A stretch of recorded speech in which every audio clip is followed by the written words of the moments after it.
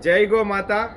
ఈరోజు శుక్రవారం సాయంత్రం 7 గంటలకు మన శృంగారం ఆత్రేయ స్వామి చేతుల మీదుగా కోటి దీపోత్సవము, ఏదైతే శివలింగానికి కోటి దీపోత్సవం జరిగిందో అలాంటి శివలింగం ఉజ్జయిని మహాకాళి ఆలయం శివలింగంతో పోలిన శివలింగం లాంటి లింగము ఈరోజు మన కాలనీ ప్రాంగణానికి వస్తుంది.